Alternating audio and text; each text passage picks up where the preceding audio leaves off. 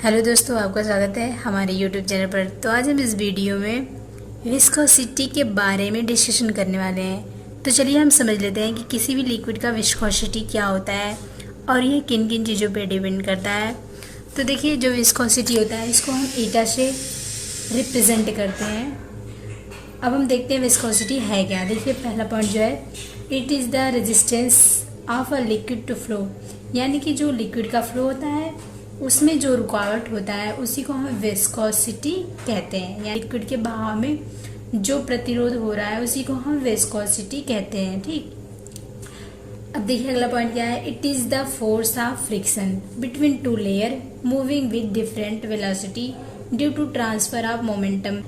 अब इसका मतलब क्या है, देखिए, it is the force of friction between two layer, यानी कि यह वह फोर्स है, यानी कि यह घर्षण बल है एक तरीके से जो दो लेयर के बीच में होता है, यानी कि between two layer force of friction, यानी कि वह बल जो दो लेयर के बीच में घर्षण का कार्य करता है। ठीक, मूविंग विद डिफरेंट वेलोसिटी, जो मॉलिक्यूल्स होते हैं यानी कि जो लिक्विड के पार्टिकल्स हैं वो अलग अलग वेलोसिटी से मूव करते हैं, यानी कि अलग अलग वेलोसिटी के साथ मूव करते हैं मोमेंटम ट्रांसफर के कारण। अब देखिए, ये पीसीएस 1994 में पूछा जा चुका है ये वाला पॉइंट। अब देखिए, यहाँ पे हम इसे समझ लेते हैं। मान लीजिए कोई दो लिक्विड है, दो तरह का लिक्विड है जो फ्लो कर रहा है। पहला वाला जो लिक्विड है उसका जो फ्लो है वो ज़्यादा तेज है दूसरे वाले लिक्विड के फ्लो की अपेक्षा। तो उस कंडीशन में यदि ये स्लो वाला जो लिक्विड है यह अगर इसके रास्ते में जाएगा तो इसकी फ्लोडिटी को कम कर देगा, यानी कि इसके बहाव को कम कर देगा। और यदि यहीं पर तेज वाला जो लिक्विड है इसके रास्ते में आएगा तो इसके बहाव को तीव्र कर देगा, यह इसको घटा देगा और यह इसको तीव्र करेगा। ठीक, और इसके बीच में यही जो फ्रिक्शन है यानी कि फोर्स ऑफ फ्रिक्शन कार्य करता है इनके दोनों के लेयर के बीच में। ठीक, अब देखिए यहाँ पे देखिए फ्रिक्शन एक तरीके से हम यहाँ पे भी समझ लेते हैं। जैसे कि मान लीजिए ये जो सरफेस है, अब लिक्विड का जो बहाव है वह इस साइड में हो रहा है, तो जो फोर्स ऑफ फ्रिक्शन होता है वह इस साइड लगता है, यानी कि जो घर्षण है, ठीक, तो वो यहाँ पे क्रिएट होता है। लिक्विड यदि इस साइड में फ्लो कर रहा है तो उस समय क्या होता है, ये जो फोर्स होता है वो किसके बराबर होता है, V plus del V upon del Z के बराबर होता है इंटू गामा। अब हम इसको आगे समझते हैं। अब देखिए यहाँ पे जो F है ये किसके प्रोपोर्शनल है, F proportional to A D V upon D Z, यानी कि जो फोर्स ऑफ फ्रिक्शन है। अब F इक्वल टू किसके होता है, minus eta A del V upon del Z. अब देखिए यहाँ पे जो माइनस सिंबल होता है यह इसके अपोजिट डायरेक्शन में लगने वाला जो मोशन होता है उसी को ये रिप्रेजेंट करता है। अभी हम आगे इसको समझेंगे। देखिए, सबसे पहले हम ये समझ लेते हैं कि ये जो F है इसी को हम क्या कहते हैं, यानी कि F equal to minus eta A del V upon D Z, D V upon D Z हम इसे बोलेंगे। ठीक, ये इक्वेशन फर्स्ट है। अब देखिए, इसे हम नॉन न्यूटोनियन लिक्विड बोलते हैं, यानी कि नॉन न्यूटोनियन लिक्विड। अब यहाँ पे ईटा जो है ये कोफिशिएंट ऑफ विस्कोसिटी है, ए जो है एरिया, यानी कि जिस एरिया में उसका फ्लो हो रहा है, और ये विस्कोसिटी कोफिशिएंट है। आर जो है ये दोनों जो पार्टिकल्स जो एक तीव्र गति से मूव कर रहा है और एक जो स्लो, उन दोनों के बीच में जो लेयर बन रहा है, यानी कि दोनों के लेयर के बीच का डिस्टेंस है। ठीक, जेड जो है यह एक्सिस है, यानी कि वह किस एक्सिस में मूव कर रहा है। वी जो है वेलोसिटी ऑफ लेयर है। ठीक, अब देखिए यहाँ पे जो नेगेटिव साइन है वह इंडिकेट करता है viscous force on the faster layer is in opposite direction, यानी कि विस्कस फोर्स जो फास्टर लेयर के ऊपर अप्लाई होता है उसके अपोजिट डायरेक्शन में यह क्रिएट होता है, जिसके कारण यानी कि अपोजिट टू इट्स मोशन, तो इसका मोशन जो होता है यानी कि इसकी जो गति होती है उसके अपोजिट डायरेक्शन में होती है। The fluid flow to which this equation applies is called laminar or streamline flow, यानी कि जो इक्वेशन है फ्लूइड फ्लो का ये लैमिनर आर स्ट्रीमलाइन फ्लो के ऊपर अप्लाई होता है। लेकिन this equation does not apply to turbulent flow, यह इक्वेशन टर्बुलेंट फ्लो के ऊपर अप्लाई नहीं होता है। ठीक, यानी कि टर्बुलेंट फ्लो के ऊपर अप्लाई नहीं है, ये नहीं किया जा सकता है।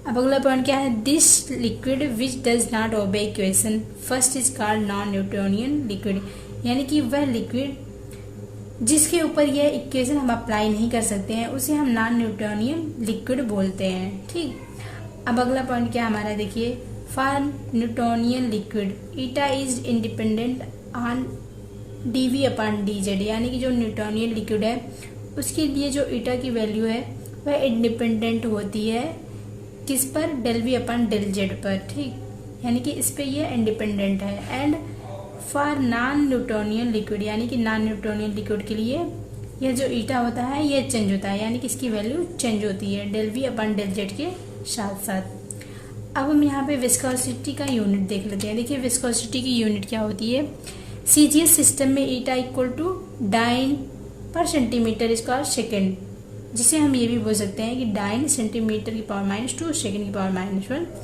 इक्वल टू पॉइस, यानी कि देखिए ये जो ईटा है विस्कोसिटी इक्वल टू पॉइस भी हम बोल सकते हैं। अब देखिए ये जो जीआईसी 2007 में पूछा जा चुका है जो कि बहुत इंपॉर्टेंट है। अब अगला देखिए क्या है, 1 डाइन इक्वल टू हम 10 की पावर -5 न्यूटन भी लिख सकते हैं। अब एसआई में इसका यूनिट क्या होता है, eta equal to kilogram metre inverse second inverse, यानी कि किलोग्राम पर मीटर सेकेंड होता है। 1 पॉइस किसके बराबर होता है, 1 पॉइस जो होता है ये 10 की power -2 kilogram metre inverse second inverse के बराबर होता है। ठीक, तो ये हम इसकी यूनिट देख लिए। अब इसका कुछ और टर्म है जिसे हम समझ लेते हैं। देखिए अगला टर्म क्या है, अगला जो पॉइंट है ये है viscosity of liquid increases with increase the intermolecular force, cohesive force, यानी कि जो विस्कोसिटी होता है लिक्विड का यह बढ़ता है इंटरमालिक्यूलर फोर्स जब बढ़ता है, यानी कि कोहेसिव फोर्स जो होता है यदि वह इंक्रीज कर रहा है तो लिक्विड का विस्कोसिटी भी इंक्रीज करेगा। With branching of isomeric compound intermolecular force decreases, has viscosity also decreases. अब देखिए यदि ब्रांचिंग है, यानी कि जो लिक्विड है उसकी ब्रांचिंग बढ़ती है, यानी कि आइसोमेरिक कंपाउंड्स है वो, तो उस कंडीशन में क्या होगा, इंटरमालिक्यूलर फोर्स डिक्रीज होगा, तो इस कारण विस्कोसिटी भी डिक्रीज होता है, जो कि पीसीएस 2005 में पूछा जा चुका है। तो इन सभी टर्म को हमें याद रखना है। तो दोस्तों अगला टर्म क्या है हमारा, अगला जो है फ्लूइडिटी। फ्लूइडिटी क्या होता है, इसे हम फाई से रिप्रेजेंट करते हैं। जो फ्लूइडिटी होता है यह विस्कोसिटी का रेसिप्रोकल होता है, यानी कि यह इसके डायरेक्टली इन्वर्सली, यानी कि डायरेक्टली इन्वर्स प्रोपोर्शनल में होता है। तो देखिए fluidity phi is reciprocal of viscosity, phi equal to 1 upon viscosity, यानी कि फ्लूइडिटी जो होता है यह इसके इन्वर्सली प्रोपोर्शनल होता है, जो कि जीआईसी 2017 में पूछा जा चुका है। अब देखिए इसके 2-3 टर्म हैं उसे हम समझ लेते हैं।